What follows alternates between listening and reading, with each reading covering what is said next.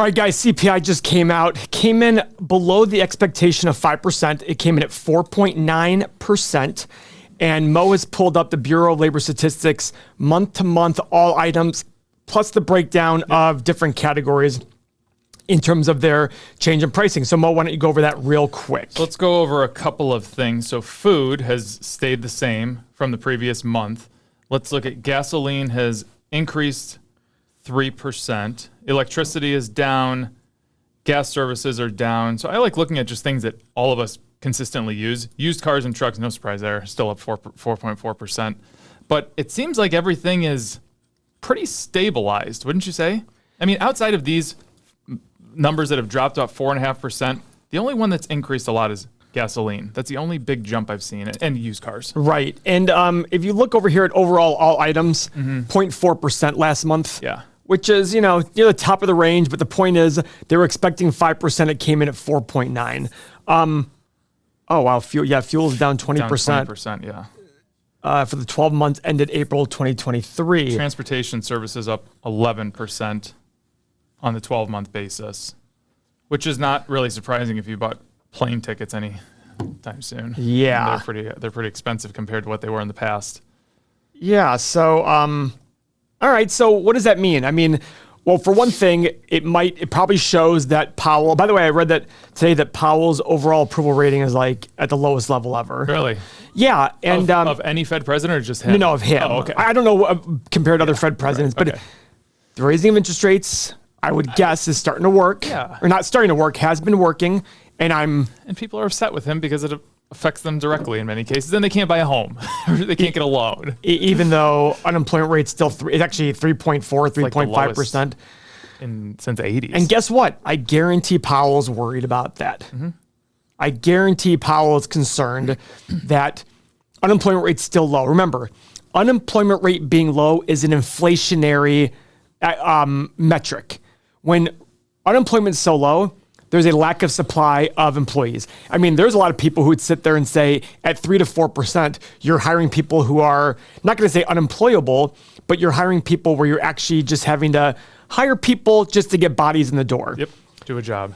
And when people have a lot of variety and a lot of options for employment, what happens to wages? They go up. What happens to wages when things go up? The cost to make these goods and services go up, and therefore inflation goes up. People have more money in their pocket. They demand more goods.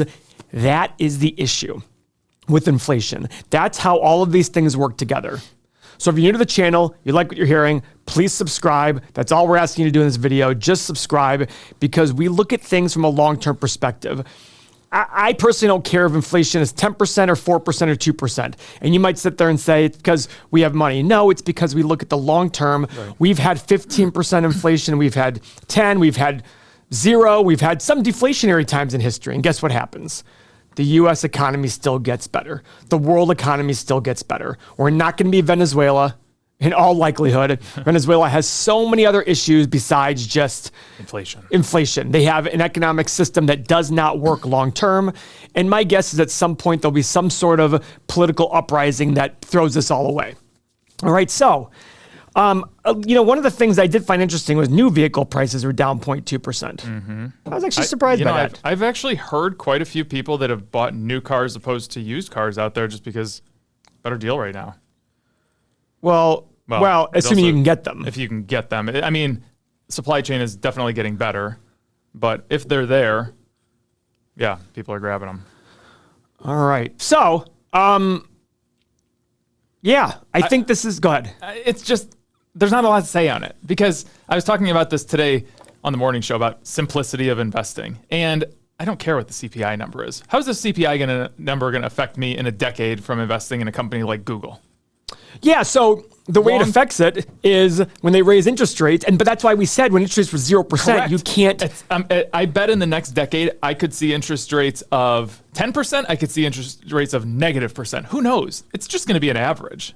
I'm not going to get too excited during high interest rates or too excited during low interest rates. And that's the key, guys. If you watch our videos in the past, we were critical of low interest rates because we sat there and said it makes people do insane things. So here's an example.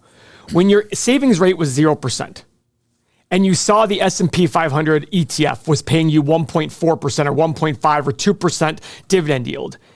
Logically, people would say, well, why should I put my money in a savings account? I can put it in the stock market and get a 2% dividend. Well, that's great and dandy until stocks get so nosebleed high, right? Yep. And that's where we were sitting there saying, listen, exhibit some caution here.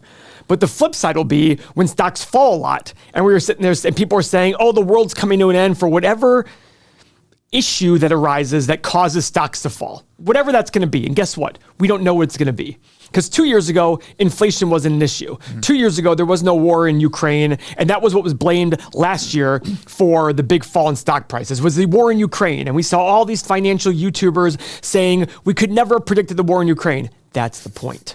The things that cause stocks to fall are rarely the things that can be seen. Look at banks. Was anybody worried about banks a year ago? Nope. I don't think anybody was worried about banks in January.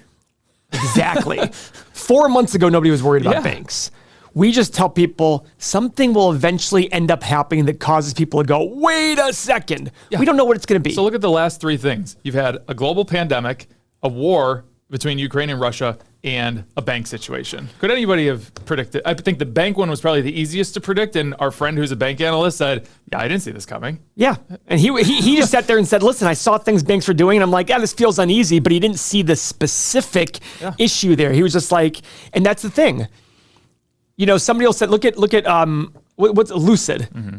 You know, Lucid in their offering documents years ago said by 2023 we're going to do $5.5 billion in revenue. In the first quarter they did 150 million. So they're on pace for 600 million in revenue. A 90% miss on their guys. When things are good, we can project till we're blue in the face. Yep. But the key is we want to look at things during a normalized, stable, long-term approach. Just like when things are bad and stocks are down a lot and profits are down a lot, I would urge you to remember profits are down, but they're not going to stay down forever. And there'll be a time when profit margins and profit normalize. But your job is to buy great companies that have great balance sheets and buy them for what I perceive to be great prices. Doesn't mean you're going to make 16% returns, but if you're able to make 12 to 14% returns, you're going to kill it. Yeah. You're absolutely going to kill it. And there are companies out there. I disagree. I believe that the hardest part about investing is the emotional aspect. A lot of great value investors believe that. The hard part will be for you to sit there and say, wait, Apple's profit's down 30% and the stock is down 60%. It's going to zero. No, you're getting a good deal now. Right. And I don't know where Apple's going. I have no idea. Warren Buffett's buying Apple around 140. I have no idea where it's going. Yeah, and look at the flip side. I mean, it looks really bad in the moment, but you were getting a bad deal on Apple for such a long time. It's just going to balance out. Guys, just remember, within the last 10 years, Apple and Microsoft have been selling for single-digit PEs. Mm-hmm. Maybe Microsoft might be 11 years ago. These two behemoths right now have been selling for single-digit PEs. How does it get there? It gets there because people have a negative story. The negative story I had on Apple when it was selling for 9 PE was, is this sustainable? And I questioned the sustainability of their sales and profit. Guess who was wrong? I mean, talk about a massive miss. Mo's basis in Apple is $17 a share. No offense to Mo, I don't think he was projecting that out because back then he didn't value companies the same way. I actually thought they would be doing $5 trillion in revenue right now. So it is a miss, correct. Oh, that's good. So when it comes to CPI, people are worried about it. But just remember, it's down a lot. Powell has done the right thing finally. And I was critical of Powell back in 5-6 years ago saying he's not doing the things he said he was going to do. He's been politically bullied by Mo's best friend in the world, Donald Trump. Because beta always gets bullied by an alpha. Okay. And then... And since then, Powell, though, has started to do the right things, raise interest rates. Listen, Paul Volcker was not popular back in the early 80s. Wildly now, unpopular. All these economists are like, yeah, he did the right thing. I mean, a couple decades later, they're like, this was brilliant. But they also didn't have the social media. True. They didn't have, constant opinions that they see. Yeah. And noise. And there's a lot of noise now compared to 70s and 80s. Oh, 100%. And I do understand the argument that maybe that means it'll be harder to get good values in the long term. But you got to remember, because of the noise, when things go bad, I think things will get even worse than they should be because of that noise. Who knows if that happens or not? I'm purely speculating. All I know is there are a handful of stocks right now that I think are selling for great values, and every week I'm buying a piece of them.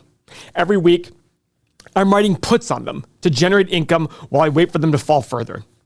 Will my stocks go down? Absolutely. If what I think is going to happen in the market happens, my portfolio is likely to go down. But I'm going to use it as an opportunity to buy more. I'm going to use it as an opportunity to continue to buy more great companies at great prices, because eventually, when the next secular bull market starts, what is going to happen? It's going to rising tide raises all ships, and my stock that at my basis might be 30% lower than it is today is going to go up like crazy. And that's what you should be looking at, because most of the people watching this channel have 20 to 30 or even 40 years left until retirement. All you should care about is buying great stocks at great prices. You shouldn't worry about where they are, except for the fact of, are they selling for below your value? And the only way to do that is our software. $7, 7 days. Check it out, everythingmoney.com. So guys, when it comes to CPI, when it comes to any news, if you get fearful by the news, be honest with yourself. You hear something, you get scared. Subscribe to our channel. We will be the mode of caution for you. We will be the voice of reason and caution for you. If tomorrow stocks fell in half, you'd be seeing us going like this. We'd be so excited. We'd be high-fiving. That's the type of environment you need to be in. That's the environment you need to be in. This morning when CPI was announced, Mo just wrote, oh boy, CPI, here he goes, rally time. And I saw it, and I opened the pre-market. I'm like, oh, it's still even or down. And then sure enough, it went bloop. And now the Dow is down, which is surprising. It is. NASDAQ's up 0.9. It was up over 1%. And the S&P is up 0.2. So who knows where the day ends up? I couldn't care less. All I care about is stocks I want falling for some reason, for any reason I can find to buy them at cheaper prices. So again, guys, if you like this, subscribe to our channel. We appreciate you watching, and share it with a friend if you want to. Thank you very much for your time.